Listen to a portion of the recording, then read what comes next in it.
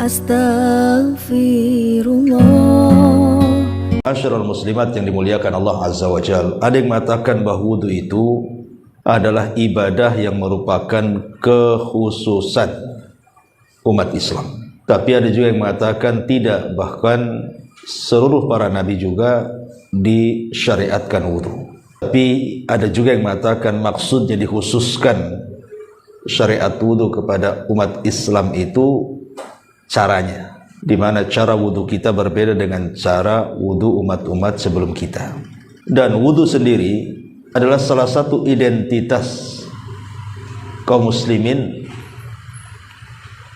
yang kelak di akhirat Nabi SAW tidak akan mengenali umatnya kecuali mereka berwudu. Dan itu dijelaskan dalam sebuah hadis di mana Nabi SAW satu hari dia sedang mengunjungi para syuhada yang ada di Uhud. Tentu tujuannya Nabi SAW ingin mengenal atau mengenang jasanya para syuhada. Itulah Nabi tidak pernah melupakan kebaikan siapapun. Makanya dikunjungi. Seolah-olah Nabi ingin mengatakan, kalaulah bukan karena Allah kemudian jasa-jasa para syuhada, tentu kalian tidak seperti ini.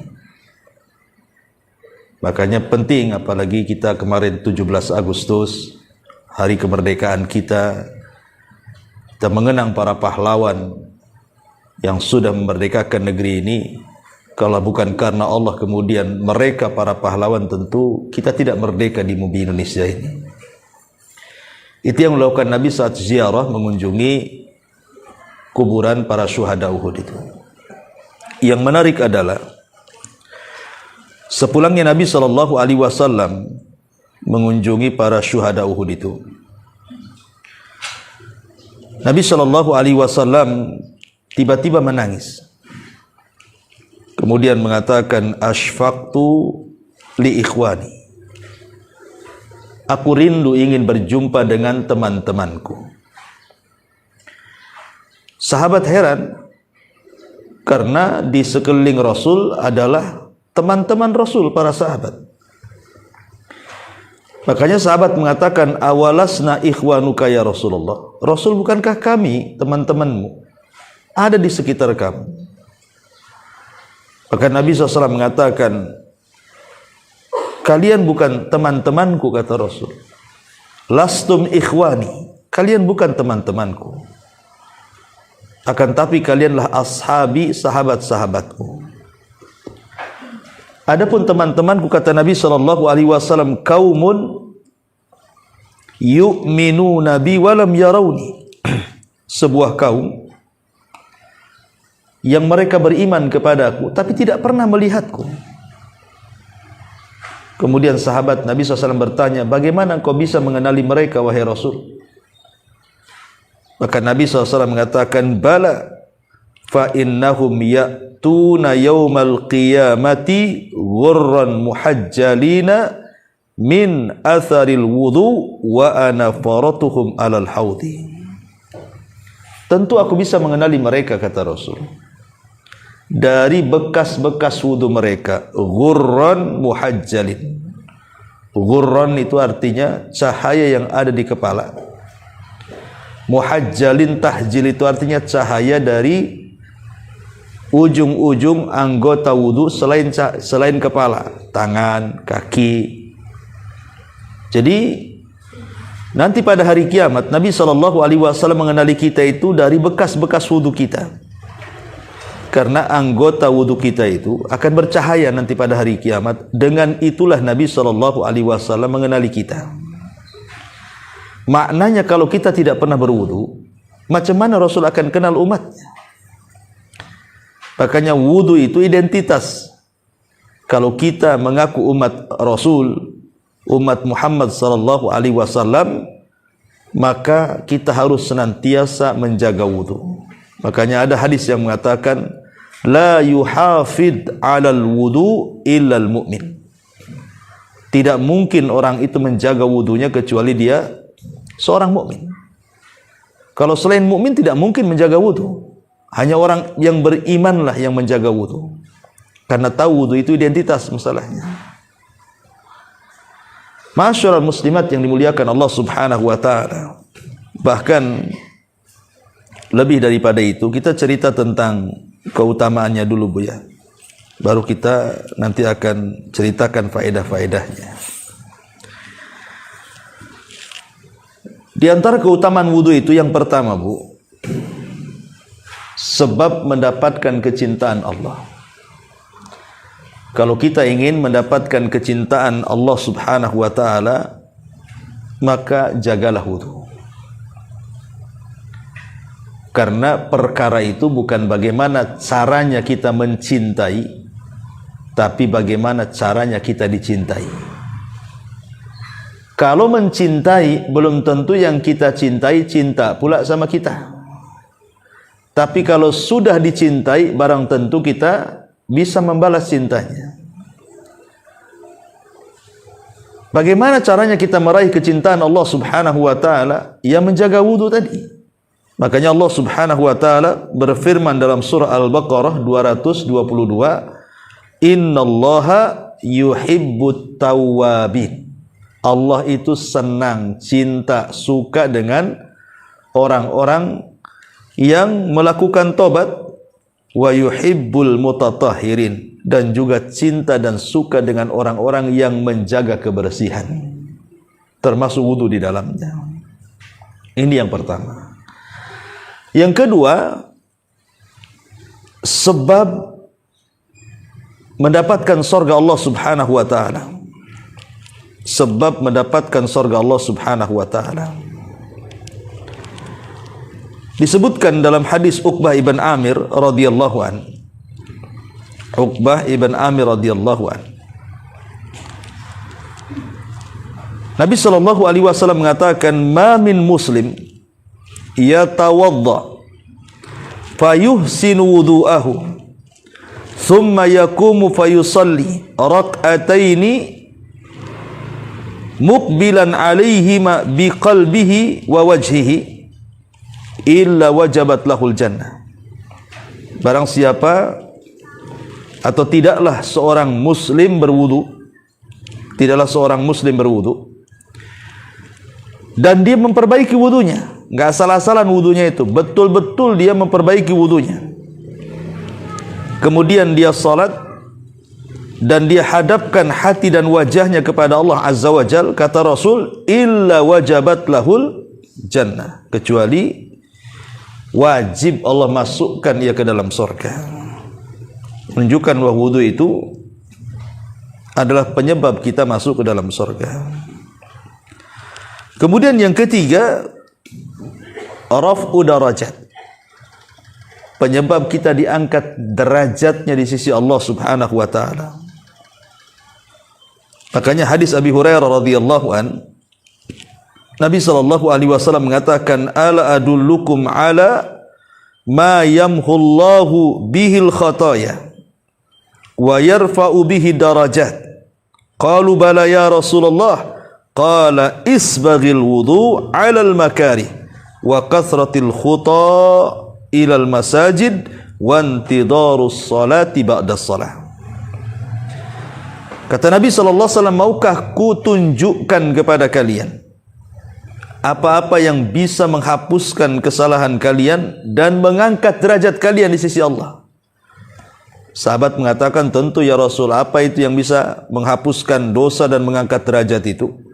Maka Rasul mengatakan, "Sempurnakan wudumu ketika kau benci melakukannya." Boleh jadi mungkin cuacanya lagi dingin, kita malas wudu, kata Rasul, sempurnakan wudumu walaupun kau benci untuk melakukannya.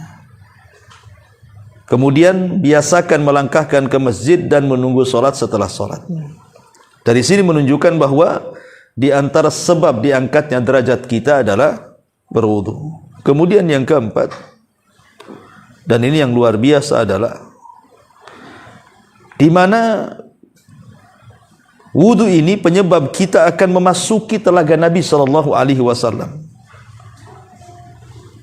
Ingat, setiap nabi itu dianugerahi telaga. Setiap nabi itu dianugerahi telaga. Dan telaga ini kelak di akhirat itu menentukan seseorang haus dan tidaknya ketika berdiri di tengah-tengah padang mahsyar yang matahari diletakkan 1 mil di atas kepala dengan keringat bercucuran. Karena siapa yang minum dari telaga itu lam yadma abada, tidak mungkin haus selamanya. Lah orang-orang yang berwudu itu mereka ada kesempatan minum dari telaga Nabi SAW. Makanya setelah Nabi SAW menyebutkan nanti pada hari kiamat dia akan mengenali umatnya dari cahaya wudu, maka Nabi SAW di ujung hadis mengatakan wa ana faratukum alal haudi, dan aku menunggu kalian di telagaku. Subhanallah. Maka berwudu ini penting, walaupun hanya dalam rangka memperbaharui saja. Pamannya ibu masih belum batal sih. Pamannya duhur, ibu sudah wudu, belum batal sampai asar. Apa salahnya memperbaharui wudu? Kan ada baiknya juga. Walaupun ibu tidak batal, karena termasuk sunnah Nabi SAW itu berwudu untuk setiap 1 kali sholat, walaupun belum batal. Itu sunnah hukumnya. Tajdid al-wudu namanya ya, memperbaharui wudu. Kemudian yang nomor 5, takfirul khotoya. Wudu itu bisa menghapuskan kesalahan-kesalahan kita. Yang namanya hidup tubuh ya. Saya, ibu, siapapun bu, kita ini banyak melakukan dosa kan. Entah dosa lisan kita, entah dosa hidung kita, entah dosa mata kita, entah dosa tangan kita, entah dosa kaki kita. Kita tidak tahu. Setiap hari itu pastilah kita ini melakukan dosa dari anggota-anggota badan kita itu. Tetapi Nabi SAW kemudian mengajarkan kepada kita, setiap kita berwudu bu, itu akan merontokkan setiap kesalahan. Jadi kalau kita membasuh tangan, maka kesalahan yang di tangan akan luntur. Apabila membasuh wajah, maka kesalahan yang ada di wajah termasuk ya mulut, hidung, kemudian mata di wajah itu juga akan gugur kesalahannya. Kemudian termasuk juga di kepala, ketika kita mengusap kepala akan gugur kesalahan yang ada di kepala. Termasuk juga saat mencuci kaki akan gugur kesalahan yang ada di kaki. Dan ini luar biasa. Ya, bisa menggugurkan banyak kesalahan setiap harinya. Karena setiap harinya juga kita juga banyak melakukan dosa kan bu. Maka dengan sering berwudu, maka kesalahan itu bisalah kita kemudian buang sedikit demi sedikit. Kita gugurkan dengan cara berwudu. Nabi SAW mengatakan dalam sebuah hadis, man tatahhara fi baitihi thumma masya ila baitin min buyutillah liyaqdiya faridatan min faraidillah kanat khutuwatahu ahadahuma tahuttu khati'atan wal ukhra tarfa'u darajatan. Barang siapa yang sudah berwudu di rumahnya, kemudian dia berangkat ke masjid untuk melaksanakan solat wajib, maka setiap langkah-langkahnya akan menghapuskan kesalahan dan yang lainnya mengangkat derajat. Dan dalam hadis yang lain, man tawadda'a nahwa wudu'i hadha thumma shalla rak'ataini la yuhadditsu fihi ma nafsahu ghafarallahu lahu ma taqaddama min dhanbi. Barang siapa yang berwudu seperti wuduku ini, kemudian solat 2 rakaat, dia tidak bicara dari wudu ke solat itu, kecuali Allah akan ampuni dosa-dosanya. Jadi luar biasa. Ya. Kemudian yang nomor 6, berwudu itu menyebabkan kita meninggal dalam posisi husnul khotimah. Kalau Allah Subhanahu wa taala takdirkan ibu tidur malam, kemudian pagi tak bangun lagi, alias mati, maka ibu itu meninggal di atas fitrah. Meninggal di atas fitrah, husnul khatimah. Dan itu dijelaskan dalam hadis Bara ibn Azib radhiyallahu an. Kata Nabi SAW kepada Bara bin Azib itu, ya Bara, idza ataita madja'aka fatawadda wudu'aka lis-salati thumma taji ala syikil ayman wa qul Allahumma aslamtu wajhi ilaika wa fawwadtu amri ilaika wa alja'tu dhahri ilaika rahbatan wa raghbatan ilaika la malja'a wa la manja minka illa ilaik amantu bi kitabika alladhi anzal wa bi nabiyyika alladhi arsal atau amantu bi kitabika alladhi unzil wa bi nabiyyika alladhi ursil fa in mitta 'alal fitrati wa in asbahta ala khairin. Kata Nabi SAW kepada Bara bin Azib, ya Bara, kalau engkau hendak menuju pembaringanmu, mau tidur gitu ya, berwudu, kemudian baca doa. Kalau seandainya engkau nanti bangun di pagi hari, maka bangun di atas kebaikan. Tapi kalau Allah takdirkan kau mati, mata ala fitratin, engkau mati di atas fitrah, artinya mati di atas Islam. Dan Allah mengatakan, fala tamutunna illa wa antum muslimun, janganlah kau mati kecuali kau dalam keadaan muslim. Bahkan Nabi Yusuf alaihi salam sampai berdoa, tawaffani musliman wa alhiqni bis salihin, ya Allah wafatkan aku dalam kondisi muslim dan libatkan aku bersama orang-orang baik. Jadi kalau seandainya Allah takdirkan kita ini tidur kemudian tak bangun lagi paginya, Bu, insyaallah mudah-mudahan kita mati di atas fitrah. Makanya sebagian ulama mengatakan, Bu, sebenarnya seseorang itu meninggal ketika di pagi hari kita meninggal, apakah dia su'ul khotimah atau husnul khotimah itu gampang sebenarnya nilainya. Cara lihatnya itu maksudnya. Apa lihatnya? Lihat kelakuan sebelum tidurnya, Bu. Kalau sebelum tidurnya dia banyak melakukan ibadah, salah satunya wudu, kemudian Allah takdirkan dia mati, insyaallah itu husnul khotimah. Tapi kalau sebelum tidurnya ibu maksiat kepada Allah Azza wa Jal, bermaksiat kepada Allah, sebelum tidurnya ibu malah pegang handphone, begibah pula di handphone, ataupun kemudian kelayapan ke sana kemari, tidak jelas yang dituju, atau jelas-jelas maksiat kepada Allah Azza wa Jal, kemudian tidur, kemudian tak bangun lagi, dipastikan sul khotimah tuh orang kayak gitu tuh. Makanya wudu sebelum tidur itu penting, karena itu menentukan bangunnya kita itu dan juga matinya kita. Kalau seandainya Allah bangunkan, berarti bangun di atas kebaikan, Bu.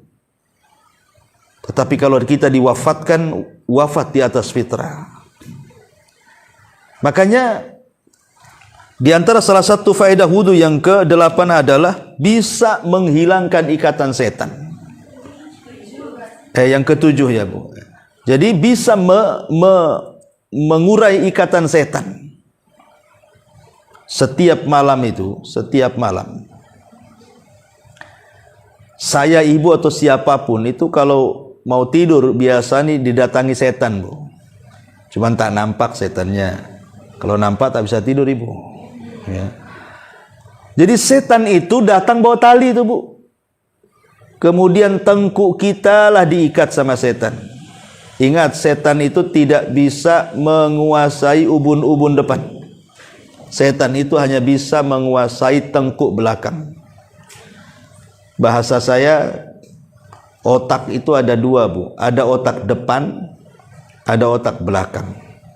Kalau orang barat mengistilahkan otak kiri sama kanan. Kalau kita otak depan dengan belakang.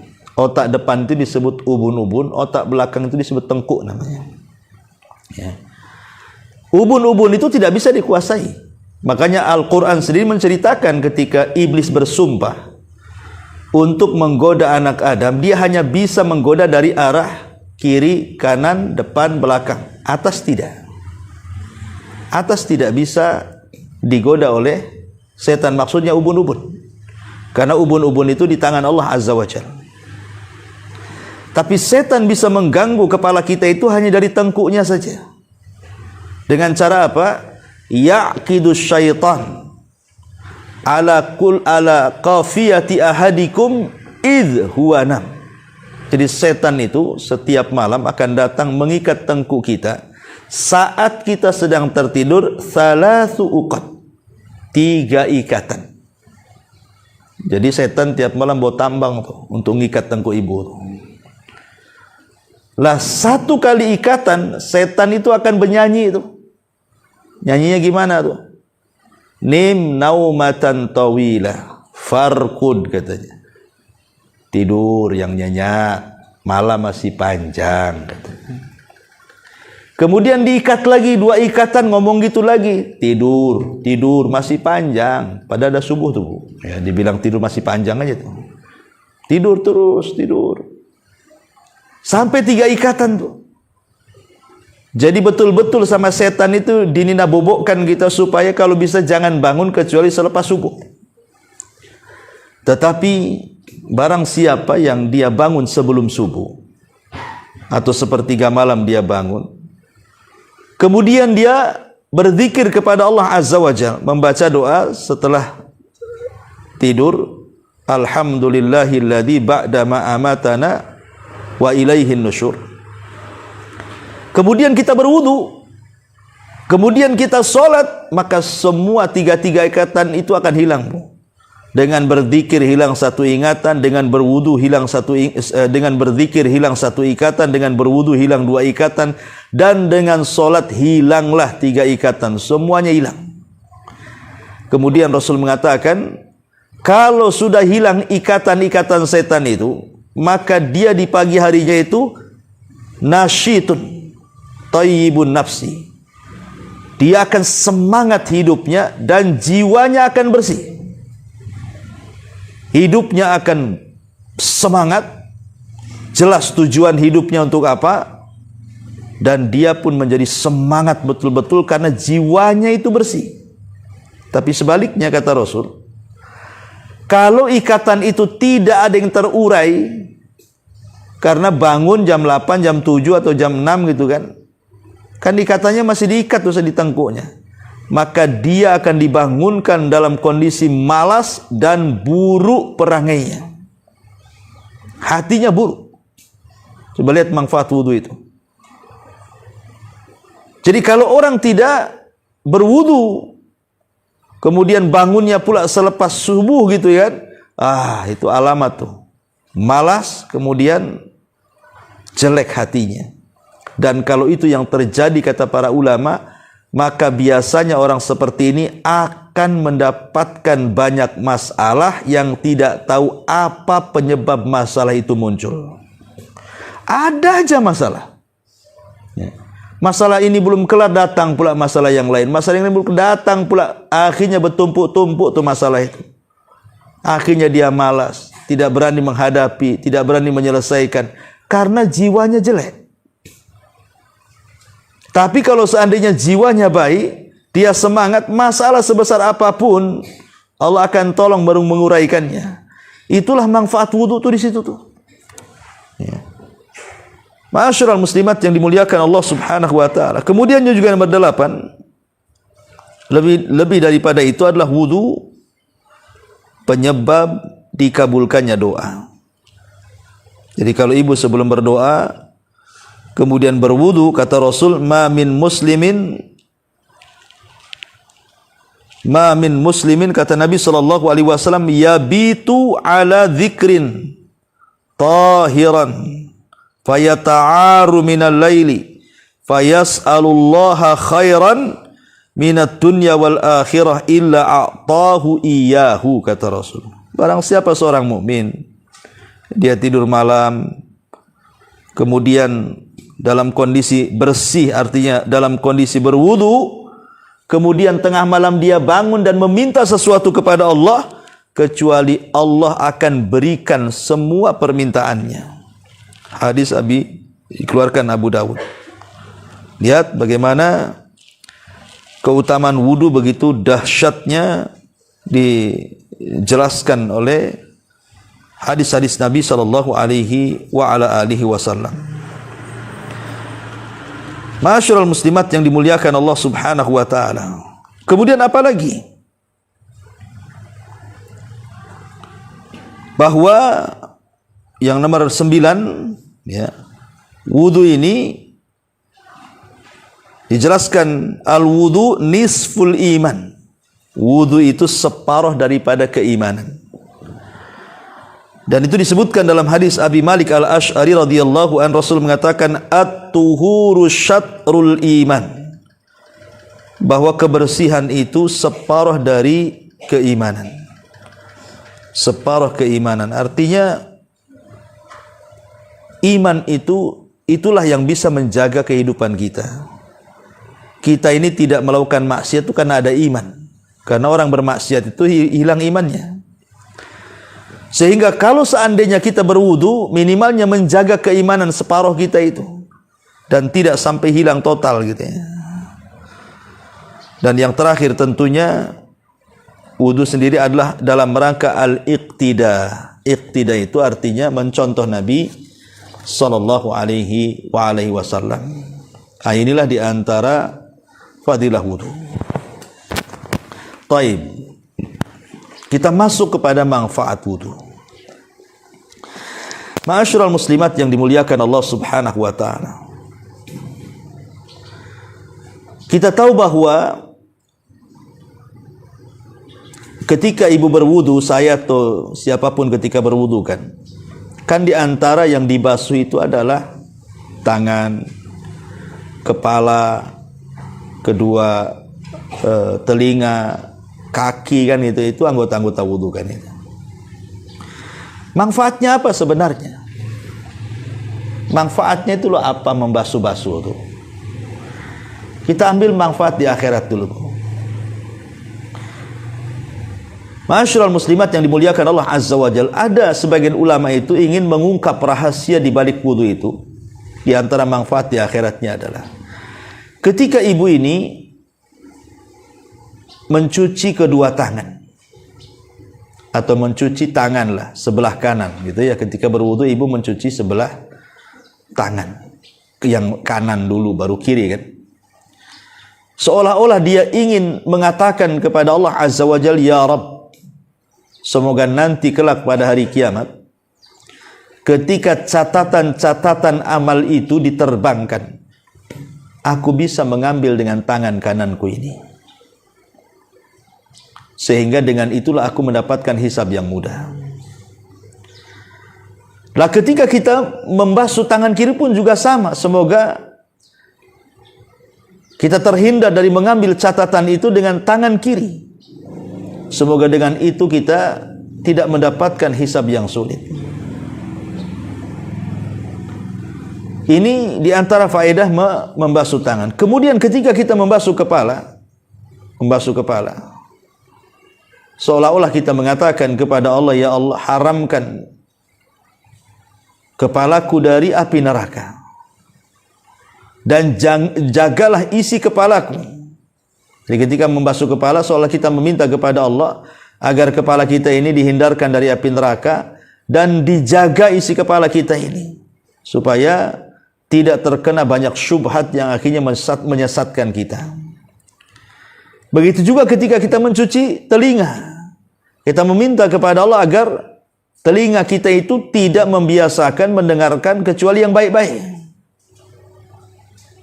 Begitu juga ketika kita berkumur-kumur, kita meminta kepada Allah mudah-mudahan lisan ini tidak mengucapkan kecuali kalimat yang baik. Begitu juga ketika kita mencuci kaki, kita berharap bahwa kaki yang kita cuci ini betul-betul ditetapkan ketika melangkah di titian Shiratal Mustaqim. Itu rahasia manfaat wudu yang tersembunyi kan untuk kelak hari kiamat. Adapun manfaat dari segi kesehatan sudah jelas lah kan Bu. Ya, ditinjau dari apapun, dari medis, kedokteran, wudu ini luar biasa. Sebelum ada kita ini diperintahkan ataupun dianjurkan kemarin waktu corona kan Bu, kita disuruh mencuci tangan. Islam loh sudah 14 abad yang silam loh menyuruh kita untuk mencuci tangan. Saat berwudu bahkan 5 kali sehari kita mencuci tangan itu. Kemudian juga kalau kita juga melihat secara medis, konon katanya kan banyak bakteri-bakteri yang ada di mulut kita ini. Kalau kita kemudian berkumur-kumur, makanya kenapa berkumur-kumur itu dengan cara madmadah Bu? Madmadah itu kan bukan hanya memasukkan air ke mulut kemudian ditumpahkan lagi, tidak. Tetapi betul-betul dimadmad, dikumur-kumur atau digerak-gerakkan supaya air itu menyentuh langit-langit lisan atas bawah, kemudian kotoran-kotoran gigi itu supaya keluar kan, Bu. Ya, karena manfaatnya tadi. Ya, bisa mengobati penyakit macam-macam. Ya, entah kanker mulut, entah apa gitu ya, dalam penyakit-penyakit medis itu. Begitu juga hidung kan, biasanya kan bakteri sering masuk tuh ke hidung tuh. Akhirnya jadi flu dan yang lainnya. Maka ketika mencuci hidung, lubang hidung pun dengan cara menyedot sedikit ke atas gitu kan, itu juga bisa membersihkan dari segala bakteri. Bahkan saya pernah terbaca itu ada seorang mu'alaf itu dia masuk Islam gara-gara meneliti wudu. Masuk Islamnya itu gara-gara meneliti wudu. Baru sampai ke mencuci hidung, dia sudah yakin bahwa wudu ini adalah syariat. Akhirnya dia bersyahadat. Padahal belum diteliti semuanya tuh, baru sampai ke hidung saja. Ya. Bagaimana kalau sampai kemudian mencuci wajah? Ya, bahkan katanya terbaca dalam kitab fikih itu juga, di antara manfaat kesehatan wajah ketika dibasuh satu hari dalam 5 kali dalam satu hari itu bisa mengurangi kerutan-kerutan loh, bisa mengurangi penuaan gitu bahasanya. Kalau ibu rajin wudu gitu, kencang lah Bu, nggak perlu silikon sana silikon sini. Ya. Banyak wudu saja. Ya. Jadi ini kita harus yakin karena ini kan perintah ilahi. Memang Allah Subhanahu wa Ta'ala yang menghendaki itu loh. Jadi itu kecantikan alami namanya kan. Ini kecantikan lewat media syariat. Cukup banyak wudu saja, tapi wudunya yang benar, jangan asal wudu kan itu. Betul-betul wudunya itu juga ikhlas, mencari pahala, keredhaan. Nanti Allah Subhanahu wa Ta'ala akan berikan ganjaran yang banyak. Selain daripada itu juga kesehatan. Bahkan saya pernah terbaca buku apa namanya, dahsyatnya terapi wudu gitu judulnya kalau nggak salah tuh. Saya terbaca, ada lama saya baca buku itu. Itu katanya bisa melancarkan peredaran darah, Bu. Jadi bisa melancarkan peredaran darah. Bahkan ada seorang ulama, saya lupa namanya. Jadi dia menjelaskan, semenjak aku merutinkan wudu, setiap aku membasuh kepala dengan air saat wudu itu bisa menguatkan hafalan. Jadi ada ulama yang mengatakan, setelah aku mendawamkan berwudu, setiap aku batal aku wudu lagi katanya. Alhamdulillah katanya, hafalanku tidak pernah hilang. Hafalanku tidak pernah hilang. Tapi bukan beda. Kalau ibu itu berwudu justru hilang hafalannya karena memang nggak punya hafalan kan, Bu. Jadi apa yang mau tahan di kepala, hafalan pun tak punya kan itu. Jadi itu sampai ulama seperti itu. Semenjak aku mendapatkan wudu, mantap hafalannya katanya. Jadi saya terbaca dalam kitab dahsyatnya terapi wudu itu bisa melancarkan peredaran darah. Artinya kan kalau sudah melancarkan peredaran darah kan kemana-mana, Bu. Jadi kerjanya ke jantung menjadi optimal kan gitu ya. Ya namanya darah ini kan penentu kesehatan badan juga. Bahkan banyak sekali lah kalau kalau kita terangkan masalah-masalah dari segi kesehatan badannya. Nah, baik kita masuk pada ruhaninya. Inilah yang disebut tazkiyatun nafsnya. Ya. Wudu dilihat dari tazkiyatun nafsinya. Ma'asyiral muslimat yang dimuliakan Allah Azza wa Jalla. Dalam sebuah hadis Nabi SAW mengatakan, "Idza ghadiba ahadukum falyatawadda." Apabila salah seorang di antara kalian sedang emosi, sedang marah, ya, kata Nabi SAW berwudu. Rupanya wudu itu bisa mengurangi emosi, Bu. Bisa mengurangi perasaan marah. Kenapa demikian? Alasannya karena marah itu dari setan. Dan setan itu tercipta dari api. dan api itu hanya bisa dipadamkan dengan air.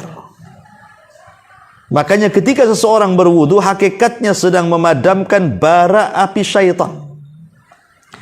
Sehingga hati yang tadinya bergejolak, marah, emosi, itu pelan-pelan menjadi redam. Itu kan tazkiyatun nafasnya di situ.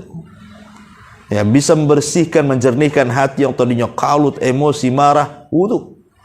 Makanya kalau ibu lagi marah sama suami, wudu. Masih marah lagi, wudu lagi, sampai habis tuh satu bak mandi. Kata Nabi SAW, apabila sedang berdiri marahnya, duduk, kan itu ya. Apabila sedang duduk masih marah, baring. Apabila baring juga masih marah, wudu. Nah, ini wudu, penentu nih, terakhir wudu. Kemudian sholat. Jadi salah satu terapi orang sedang emosi itu berwudu. Maka ini bisa menjernihkan hati wudu ini. Ini dari segi tazkiyatun nafasnya. Kemudian juga yang kedua, hadis yang tadi saya baca, Bu. Hadis dari Abu Hurairah radhiyallahu an. Nabi SAW mengatakan, ya'kidu syaitan ala qafiyati ra'si ahadikum idza huwa nam thalatha uqadin. Jadi setan itu mengikat tengkuk salah seorang di antara kalian apabila tertidur 3 ikatan. Kemudian di ujung hadis Nabi SAW mengatakan, fa in sallah in halat uqdata kullaha fa asbaha nasyitan tayyiban nafsi wa illa asbah khabithan nafsi kaslan. Kalau dia kemudian bangun dan dia berzikir, kemudian berwudu, kemudian sholat, apa kata Nabi? Maka ketika hilang semua ikatannya, maka di pagi hari dia akan merasa semangat dan kesegaran yang menenteramkan jiwa. Namun bila dia tidak melakukan seperti itu, maka pagi harinya jiwanya merasa tidak segar dan menjadi malas beraktivitas.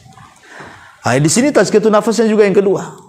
Ya, jadi dengan berwudu tadi selepas bangun tidur, itu jiwa akan bersih. Ketika jiwa akan bersih, ini tenang hatinya sehingga semangat hidupnya. Jadi adalah tujuan hidup dia satu hari itu untuk apa dia tahu. Dan itu bisa kita rasakan, Bu. Bahkan saya pernah merasakan juga.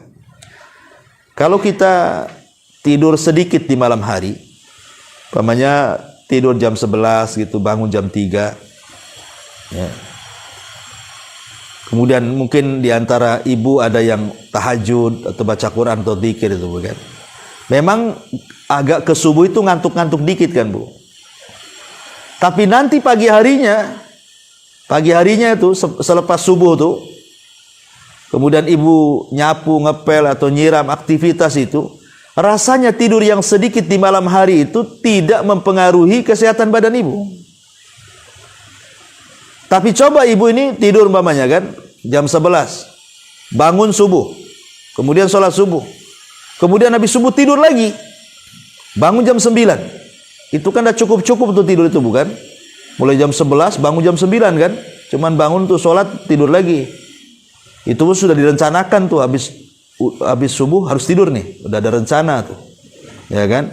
Tidur itu kan harus ada rencana dan kesempatan kan, Bu. Nah, kemudian bangun jam 9, ibu rasakan badan ibu seperti apa tuh? Pasti sakit-sakit badan, bawaannya ngantuk aja tuh, padahal udah lebih-lebih tuh jamnya tuh. Nah, itu bisa kita rasakan seperti itu. Dan memang ini kan obat nabawiyah namanya, tibun nabawi. Walaupun kita kurang tidur semalam hanya 2 jam, 3 jam gitu kan. Tapi kita berhasil melepaskan ikatan-ikatan setan itu. Kemudian kita bangun di pagi hari, rasanya semangat aja hidup tuh. Ya paling nanti ngantuk-ngantuknya kalau udah dekat-dekat duhur gitu kan. Nah, itulah di situ ada kailulah, sunnah tidur siang. Ya. Jadi nomor 2, dari segi tazkiyatun nafasnya wudu ini bisa menjernihkan hati, memberikan semangat hidup sehingga tidak malas. Dan tadi saya katakan, sebagian ulama mengatakan bahwa dia akan mampu mengurai banyak masalah pada hari itu. Dia akan bisa mengurai banyak masalah walaupun banyak masalah hari itu. Dengan cara tadi mengikat uraian setan. Karena kalau hati tenang, enak kita menghadapi masalah. Tapi kalau hati itu ruwet, riweuh, itu sulit menghadapi masalah. Ma'asyiral muslimat yang dimuliakan Allah Azza wa Jalla. Bahkan ada hadis Nabi SAW mengatakan ketika kita memakan daging unta. Ketika kita makan daging unta kan Bu, Nabi memerintahkan untuk berwudu. Tapi kalau kita makan daging kambing, Rasul tidak merintahkan kita berwudu. Dari sini kata para ulama, salah satu nawaqidul wudu, pembatal wudu itu adalah ketika kita makan daging unta. Dan tidak batal wudunya kalau kita makan daging kambing. Apa alasannya? Karena unta itu tabiatnya tercipta dari setan. Unta itu tabiatnya tercipta dari setan. Sehingga bawaannya panas, ya kan? Bawaannya, ya tahulah setan bawa ibu kemana kan itu. Nah, dengan kemudian berwudu setelah makan daging unta, di situ manfaatnya apa? Ya tadi supaya meredamkan hati yang sudah makan daging yang tercipta dari tabiat setan tadi. Ma'asyiral muslimat yang dimuliakan Allah Subhanahu wa taala. Bahkan yang lebih daripada itu, tazkiyatun nafasnya adalah kalau ibu selepas wudu kemudian berdoa, kan selepas wudu itu kan ada doa Bu. Apa doanya? Kata Nabi SAW, man tawadda'a fa ahsanal wudu thumma qala. Barang siapa yang berwudu kemudian dia perbaiki wudunya tuh. Kemudian dia berdoa selepas wudu, asyhadu an la ilaha illallah wahdahu la syarikalah wa asyhadu anna Muhammadan abduhu wa rasuluh. Allahumma ij'alni minat tawabina waj'alni minal mutatahhirin. Futihat lahu samaniyatu abwabil jannah yadkhulu min ayyiha sya'a. Kata Rasul. Kemudian dia berdoa, aku bersaksi tidak ada sesembahan yang berhak disembah kecuali Dia, dan aku bersaksi Muhammad adalah hamba dan Rasulnya. Ya Allah, jadikan aku termasuk hamba-hambamu yang bertobat, dan jadikan aku termasuk hamba-hambamu yang senantiasa bersuci. Maka kalau kita membaca doa ini, Allah akan buka padanya 8 pintu sorga, dan ia boleh masuk dari 8 pintu sorga yang ia kehendaki. Pendek tapi luar biasa. Ya Allah. Jadi doa habis wudu pendek. Asyhadu an la ilaha illallah wa asyhadu anna Muhammadan abduhu wa rasuluh. Allahumma ij'alni minal tawabina waj'alni minal mutatahhirin. Tapi lihat faedahnya. Ya. Di dalam kandungan doa selepas wudu itu inti daripada tauhid, Bu. Itu inti daripada tauhid. Kalau wudu, saya katakan tadi, lebih ke porsinya membersihkan badan. Ya, lebih porsinya itu membersihkan badan ya Bu ya. Umpamanya penyakit mulut, penyakit yang ada di muka, yang ada di kepala, yang ada di tangan, yang ada di kaki, kemudian bisa melancarkan darah, macam-macam lah penyakit bisa diobati dengan wudu itu. Artinya lebih ke badan. Tapi kalau doa selepas wudu itu lebih ke hati, tazkiyatun nafas. Karena dalam hati manusia itu kan macam-macam, Bu. Ada syiriknya, ada bid'ahnya, ada hasadnya, ada dendamnya, ada dengkinya, ada irinya, macam-macam lah penyakit hati itu, Bu. Makanya wudu ini bisa menghilangkan penyakit badan, doa selepas wudu itu bisa menghilangkan penyakit hati. Ketika kemudian penyakit badan hilang, penyakit hati hilang, makanya ibu betul-betul menjadi orang baik tuh. Mudah untuk bertobat, waj'alni minat tawabin. Mudah untuk bertobat. Karena penghalang-penghalangnya sudah tidak ada. Orang itu kalau susah bertobat itu kan karena ada penyakit hatinya. Ataupun ada penyakit badannya. Ketika dua-duanya sudah hilang tuh. Penyakit badan sudah hilang dengan wudu, penyakit hati hilang dengan doa selepas wudu. Berarti mudah dia untuk bertobat. Makanya para ulama ketika memberikan syarahan kepada doa selepas wudu, mereka mengatakan walamma kanatit taubatu taharatul batini an adrani dzunubi wal wudu'u taharatul zahir anil ahdatsil mani'ati minat taqarrubi ilaihi ta'ala nasabal jam'u bainahuma Fa idza fa'ala dzalik futihat abwabul jannah ats-tsamaniyah. Ketika tobat itu membutuhkan kebersihan hati. Ketika tobat itu membutuhkan kebersihan hati, dan itu bisa dilakukan dengan cara apa? Doa selepas wudu. Itulah untuk membersihkan hati supaya kita mudah bertobat. Dan ketika kemudian wudu sendiri adalah bisa membersihkan kotoran-kotoran badan, apabila dijumpakan bersihnya badan dan hati, maka orang itu mudah untuk melakukan tobat dan mendekatkan diri kepada Allah Azza wa Jalla. Disitulah letak tazkiyatun nafasnya. Ya, walaupun wudu sendiri tadi saya sudah katakan ada dari sisi tazkiyatun nafasnya ada, tapi porsinya lebih banyak kepada membersihkan badan. Tapi kalau ingin lebih membersihkan hati, artinya ingin sempurna badan bersih, hati bersih, jangan tinggalkan doa selepas wudu. Jangan.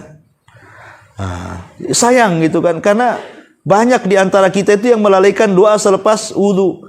Dia hanya mementingkan kebersihan badan, tapi bersihnya hati tidak. Padahal justru doa selepas wudu pun tak kalah pentingnya dengan wudunya tuh. Karena beda manfaatnya, kalau wudu membersihkan badan, kalau doa selepas wudu membersihkan hati. Maka saya nasihatkan, jangan tinggalkan. Kan sebentar saja kok, asyhadu an la ilaha illallah wahdahu la syarikalah wa asyhadu anna Muhammadan abduhu wa rasul. Allahumma ij'alni minat tawwabin wa ij'alni minat tawwabin. Kan sebentar aja, Bu. Tapi lihat manfaatnya. Luar biasa. Ya. Ma'asyiral muslimat yang dimuliakan Allah Subhanahu wa taala, inilah di antara manfaat wudu ditinjau dari segi tazkiyatun nafas.